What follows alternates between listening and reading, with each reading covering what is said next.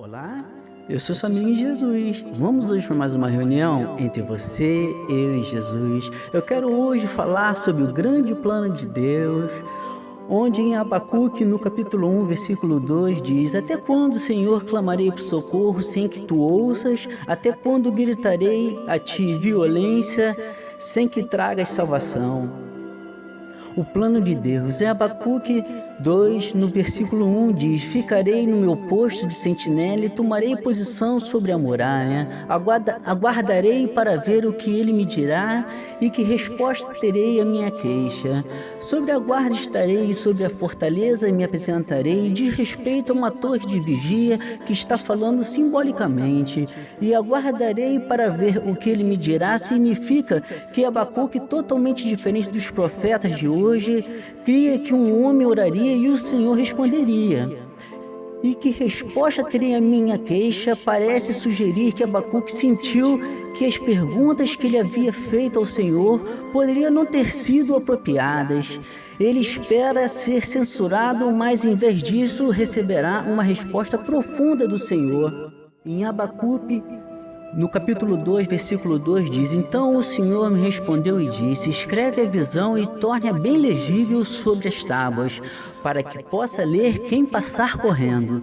Escreve a visão e faça bem legível sobre as pranchas de tábuas. Foi ao pé da letra feita por Abacuque. O que o Senhor não queria que apenas Abacuque ouvisse a resposta, mas sim que todos os homens e por todos os tempos tivessem conhecimento dela. A frase "para quem passar correndo possa ler" fala daqueles que estão encarregados da mensagem divina, que devem usar de todos os meios disponíveis para torná-la conhecida. A segunda vinda de Cristo. Em Abacuque, no capítulo 2, versículo 3, porque visão é ainda para o tempo determinado, mas se apressa para o fim, e não enganará se tardar. Espera-o, porque certamente virá, não tardará. Porque visão é ainda para o tempo determinado, na realidade fala da segunda vinda de Cristo, como comprovado em Hebreus, no capítulo 10, versículo 37, que diz: Porque ainda um pouquinho de tempo, e o que há de vir virá e não tardará. A mensagem de Deus. Em Abacuque, no capítulo 2, versículo 4, diz: Escreva: O ímpio está envadecido, seus desejos não são bons, mas o justo viverá pela sua fidelidade. A primeira frase desse versículo fala de alguém que é orgulhoso, presunçoso e que pensa muito de si mesmo, despreza os outros e não é sincero e reto diante de Deus. Como tal, ele leva em si mesmo as sementes da destruição, mas o justificado pela fé amorosa de Deus gera uma confiança firme nas suas promessas e que resulta no devido desempenho da sua vontade, a vontade de Deus. A fé versus obra. Esta mensagem pode ser traduzida: quanto ao justo, por meio da sua fé viverá, e esta é a grande passagem usada pelo apóstolo Paulo como base para sua importante discussão sobre a fé versus a obra. Em Romanos 1, no versículo 17, diz: Porque nele se descobre a justiça de Deus de fé em fé, como está escrito: Mas o justo viverá pela fé. Em 1 Coríntios, no capítulo 3, do 13 ao 14, diz: A obra de cada um se manifestará. Na verdade, o dia a declarará, porque pelo fogo será descoberta, e pelo fogo provará qual seja a obra de cada um. Se a obra que alguém edificou nessa parte permanecer, esse receberá galardão.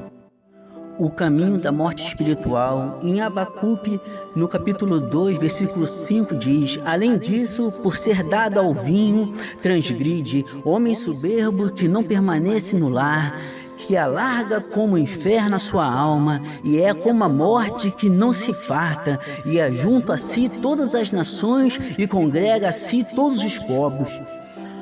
Abacuque agora começa a expressar os resultados do homem que confia nos seus próprios punhos e não em Deus, e fala da pessoa revelada no versículo 4, na qual vive pela fé. Além disso, pode ser dado ao vinho, transgride, tem a intenção de expressar os caminhos do mundo, mas que é a embriaguez literal, que não permanecerá no lar refere-se ao pecado da carne desenfreada, a ser infiel, além de estar sempre tentando conquistar novos horizontes, até mesmo às custas da família e do lar.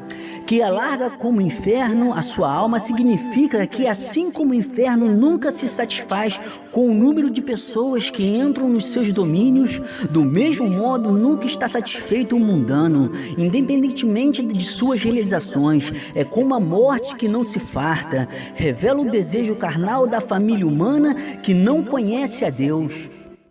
O opressor oprimido. Em Abacuque, no capítulo 2, versículo 7, seus credores não se levantarão de repente?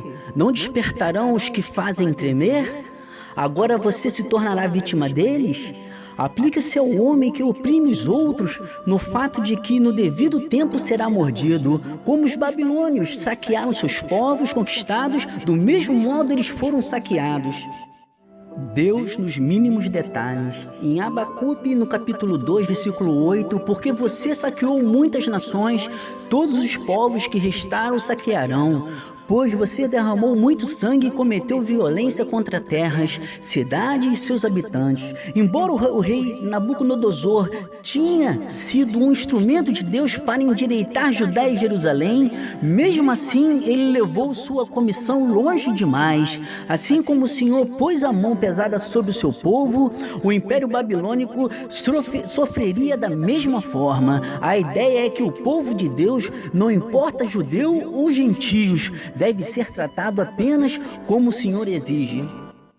Um ponto de fé e esperança para a sua vida. Em Salmos 51, do 4 ao 10, Davi diz: contra ti somente pequei, e fiz o que é mal à tua vista, para que seja justificado quando falares e puro quando julgares. Eis que em mim a iniquidade foi formada, e em pecado me conheceu minha mãe. Eis que me amas a verdade no íntimo, e no oculto me fazes conhecer a sabedoria. Purifica-me e ficarei puro, lava-me e ficarei mais branco do que a neve. Faze-me ouvir júbilo e alegria, para que goze os ossos que tu quebraste. Esconde a tua face dos meus pecados e apaga todas as minhas iniquidades. Cria em mim, ó Deus, um coração puro, renove em mim um espírito inabalável. A cruz e Cristo. Este apelo feito por Davi no Salmo 51, por misericórdia de seus pecados, hoje só é possível acontecer pela fé em Cristo e no que Ele fez por nós na cruz, na qual, para nos justificar, pagou um alto preço por seu sangue carmesim, nos lavando de todos os nossos pecados, e Cristo, que é a fonte de onde obtemos o perdão das feridas de nossas almas e a restauração por completa de todas as áreas de nossas vidas para os corações verdadeiramente arrependidos. Quero agora orar pela sua vida. Pai eterno, Pai amado, Criador de todas as coisas, do céu e da terra, te peço agora que através dessa palavra, Senhor, que as pessoas que estejam ouvindo, que elas possam ser alcançadas por Ti, que o Espírito Santo que convence o homem do pecado, seja através de uma espada de dois gumes que atravessa a alma e o espírito, possa nos transformar, nos libertar dos nossos pecados, para que possamos andar nos Teus caminhos com alegria e contar as boas novas da fé para as pessoas que nelas necessitam. Pai eterno, Pai amado, te peço que o Senhor perdoe as pessoas que não conhecem a Tua palavra, porque elas não sabem o que fazem, mas que cheguem nela pessoas direcionadas por Ti, para levarem ela aos Teus caminhos, Senhor.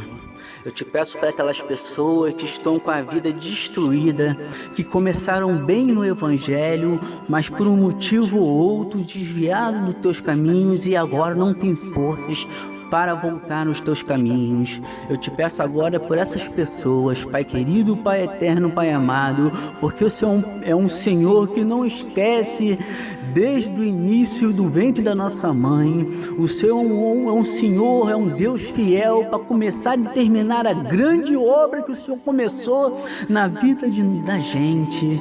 E assim te peço, tendo já garantido a fé que o Senhor fará tudo que for possível para resgatar a nossa vida, porque o seu plano é infinitamente maior que o nosso. E assim te agradeço em nome de Jesus. Amém.